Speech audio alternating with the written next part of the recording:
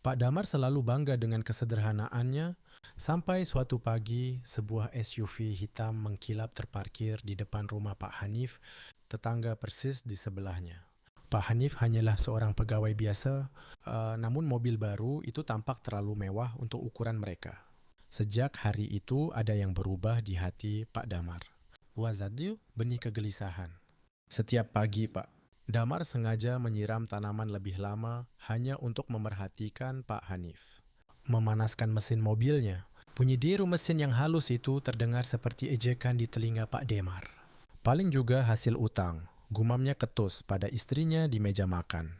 Istrinya hanya diam, tahu bahwa suaminya sedang dikuasai rasa iri yang mulai membusuk. Kedua, obsesi yang gelap. Rasa iri Pak Damar berubah menjadi obsesi. Ia mutari mencari-cari kesalahan Pak Hanif. Ia mengamati kapan Pak Hanif pulang, siapa yang datang berkunjung, bahkan mencoba mengintip nota belanja di tempat sampah tetangganya itu.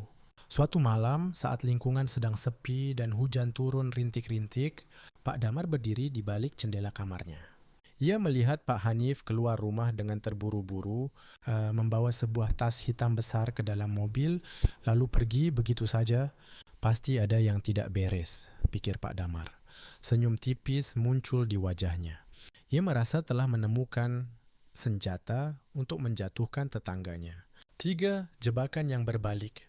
Keesokan harinya, Pak Damar mulai menyebarkan rumor di pos ronda. Ia bercerita dengan nada misterius tentang tas hitam dan mobil mewah yang mencurigakan. Warga mulai berbisik-bisik. Hubungan Pak Hanif dengan lingkungan menjadi dingin. Puncaknya, Pak Damar melaporkan kecurigaannya secara anonim ke pihak berwajib dengan tuduhan pencucian uang atau perdagangan ilegal. Ia ingin melihat Pak Hanif hancur. Ia ingin melihat mobil itu disita.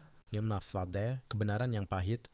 2 hari kemudian, beberapa orang berseragam datang ke rumah Pak Hanif. Pak Damar menuntun dari balik pagar dengan jantung, berdebar penuh kemenangan. Namun, yang terjadi justru di luar dugaan. Petugas-petugas itu ternyata bukan polisi penangkap penjahat, melainkan perwakilan dari sebuah yayasan kanker ternama. Tas hitam yang dilihat Pak Damar semalam adalah peralatan medis dan donasi. Pak Hanif ternyata selama ini menggunakan mobil barunya untuk mengantar jemput pasien kurang mampu ke rumah sakit secara gratis di malam hari, sebuah amanah dari mendiang saudaranya yang mewariskan mobil tersebut. 5. Akhir yang sunyi. Kabar itu menyebar cepat. Warga yang tadinya sinis kini berbalik, menaruh hormat pada Pak Hanif. Sementara itu, Pak Damar hanya bisa tertunduk lesu di teras rumahnya. Mobil SUV itu masih terparkir di sana, tetap mengkilap. Namun kini, setiap kali melihat pantulan dirinya di badan mobil yang bersih itu, Pak Damar tidak lagi melihat tetangga yang kaya, melainkan melihat sosok pria yang jiwanya telah kusam karena rasa iri.